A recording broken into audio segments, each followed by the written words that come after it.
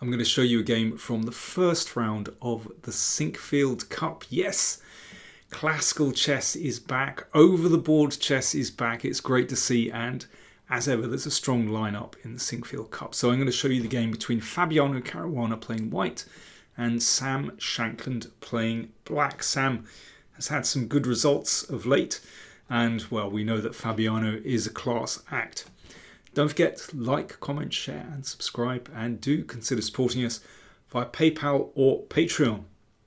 So first round, always a tester. You never know who's going to be playing well. The players just want to dip their toe in the water, check their own form. Interesting to see Fabiano playing a London system against Shankland. And I think he's playing the man, not the board. Caruana, of course, very well prepared in the openings. But he knows that Shankland also comes to the board fully armed. So Caruana is playing a system which, well, you might say it's not the most testing, the London system, that is bringing the bishop out here. But I think that's a way of just staying clear of some of the main lines which he knows Shankland will be very well rehearsed in. So h3, that gives the bishop a flight square here in case it's hit by knight h5. But to me, that says everything about the London system. You know, if you've got to make a move like h3 very early on in the game, then it shows that, frankly, black isn't put under enough pressure. But it's still a rich opening system. Let's see, knight d2. And of course, black can play this in many different ways. You can also castle and play for e5. But c5 is also a very respectable system. Exchange, castles, bishop e2. And here Shankland plays rather a rare move. You know, it was clear he was kind of feeling his way through the opening, spending, you know, a couple of minutes on each move, and he spent 3.5 minutes on this next move. I mean, the normal move is knight c3. Well, for example, as in the game Caruana Vacher le Grave, which went like this, and this is quite a good strategy for black to play with the pawn to b5, which means that the knight on d5 isn't going to be pushed away anytime soon. That's a reasonable way to play, but of course white can play differently. Anyway, Shankland played queen b6, so this is a bit of finesse. The queen, of course, attacking the pawn. It sort of provokes this move, knight c4, but the queen drops back anyway. Knight e3 covers the d5 square, and knight c6, c3. So this little performance with the queen has basically allowed black to get in this move e5 very quickly. And well, here's kind of quite a big moment for black already, where you have to decide on the pawn structure that you want. So one thing you can do here is simply exchange on d4.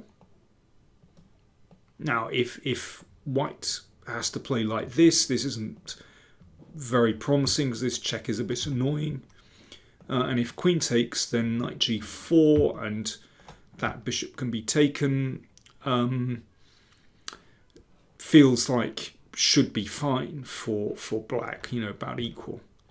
But Shankland goes for something which keeps more tension in the position. He plays queen e7.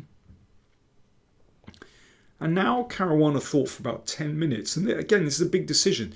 You know, white can exchange here and play this position. I mean, it feels as though black has quite free development. You know, maybe you're going to play knight here and possibly get the f-pawn going. But it's not so bad for white. It's okay for white. That kind of calms the position down. But instead, Caruana kept the tension with castles, and that allowed Shankland to push forward with the e-pawn and d5. So this is quite impressive. And this position had to be judged, obviously, by both players before they went in for this. So Caruana clearly thought that he was okay here. It's interesting. Stockfish in this position likes g4 and knight here. That's a very interesting way to play. Not a very human way to play, because that really raises the stakes when you advance the g-pawn in front of your king. But knight c2, played very quickly by Caruana, is a very sound move and a very sensible move. And in fact, he had thought out his strategy quite carefully over the next few moves. Bishop e6, Shankland develops. And queen e1. Right, now we see the idea. f3. So this queen is able to come out somewhere on this diagonal. Well, obviously not h4 at the moment. So if this is exchanged, then that feels quite pleasant for white, because you can see there's pressure here. And yeah, white's minor pieces look very nice. So f5 holds the pawn on e4. Takes. Now, of course, d takes would be a blunder, wins the piece. So f takes. And still feels as though black is okay, but this is a nice blockading piece, looking at the pawn on d5. And actually, Caruana starts to take control here. Bishop f4, that's a nice move. So that prevents an exchange. Well, we're going to see what the point is in a second. And here, well, Shankland, after quite a big think, or 13 minutes, plays rook f7. And that certainly gives Caruana a good game, as we're about to see. With hindsight, probably a better idea to play g5 and then exchange rooks. And here, and that just takes a little pressure off black's position, having exchanged. Having said that, having induced this move g5, white has reasons to be cheerful here. Potentially queen g3 and rook f1, and perhaps using that f5 square, which is now being weakened as the pawn has advanced. Anyway, rook f7 played. Shankland still looks pretty solid here, but Caruana now builds up on the f-file. And rook f8 still seems solid, but actually this is very nice for white. And playing the bishop to f4 and queen to g3 means that, you know, these squares are covered. g5 is covered. Also, the bishop looks down this diagonal as well. That could potentially be very nice. I mean, that's why this queen shuffled over here. Queen h4, that's a nice move by Caruana. So there's potential to play bishop g5, maybe bishop h6 as well, or something else landing on h6, as we'll see soon. And here, Shankland certainly made a mistake. It might have been best just to wait, but it's not easy for black. You know, I think those positions where you can't really improve your position are the most difficult. It's very hard for black to find a decent plan here. But waiting with king h8 is an option. But, well, then, you know, white has plenty of interesting things to do. I mean, one interesting idea is to play a3 to support the knight coming to b4, and after an exchange of knights, then the bishop comes into e5, for example. Anyway, here's the position, and Shankland moved the knight back, and that's certainly a mistake, because this knight came into g4 and has potential to, well, it's looking at all these squares. h6, of course, is the obvious one to go for. But as we'll see, there are other options available too. Knight d6. And now, before playing into h6, this move, knight e3, it's very nice. So Caruana just keeps options open. If we look at white's pieces, every single one is performing a valuable role in this game. Beautifully placed.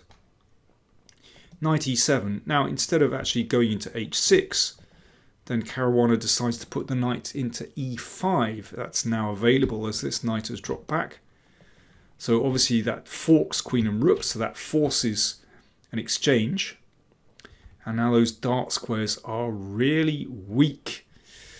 Wow, this looks really nasty. I mean, it's obviously gone wrong for black, but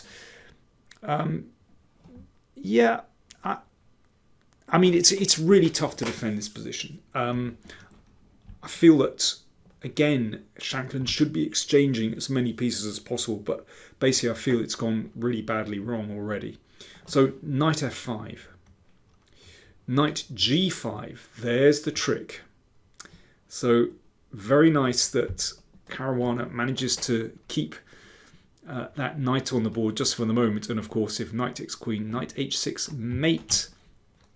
Very sweet. So knight g4, very uncomfortable move to defend against. h5 played, pushing the knight, or trying to push the knight. So now this is a threat, but watch what happens. I mean, this of course was calculated in advance by Caruana. Queen g5. So there is potential to play knight h6 check, for example, and bring the queen in. Pawn takes knight, pawn takes, so piece sacrifice, but it's only temporary, of course. This is extremely nasty. Knight g7 and queen h6. Another threat is to exchange everything on f7 and play queen takes knight checkmate. Or, well, if not checkmate, then something very nasty anyway. So this knight comes to f5. Pawn takes, rook takes, rook takes rook. So Shankland does exchange lots of rooks, but, well, it's pretty unpleasant position by now. And here's a really nice touch. At the moment, obviously, with just the queen and the bishop, there's no way in for white. The knight is holding. But this is a really lovely move, g4. So a sweet little tactic here. If pawn takes pawn, bishop takes pawn rather, then here is the point. Bishop takes, queen takes bishop is check. We don't want that. But bishop takes knight. So if queen takes, then of course we exchange everything off and white wins a piece. But here's the trick. If bishop takes bishop, then the queen goes round the houses and queen f6 is mate. Very nice. So Shankland comes back with the bishop, forced move, but queen takes pawn. And now, well, white has an extra pawn and two beautiful bishops, and of course it's technically winning. But watch what he does. He doesn't go for an ending here. He keeps up the pressure with queen h6. Excellent move. There's no need to back down here. And now the threat. Well, g5 and possibly g6, or g5 and bishop h5, and the bishop comes in. And yeah, it's basically game over. e3. Potentially threatening a check here. So bishop f3. Again, doesn't panic. You know, you could exchange here, but let's just squeeze the maximum out of the position with bishop f3. Of course, that can't be taken because of queen takes knight. In the meantime, there's a threat to take here. Well, let's see a couple of variations. So, for example, a6, waiting move. Bishop takes.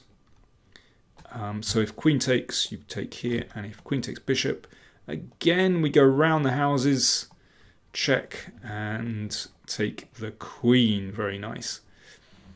What else have we got? Bishop d7, stepping out of the way of the queen, but that loses to bishop takes pawn.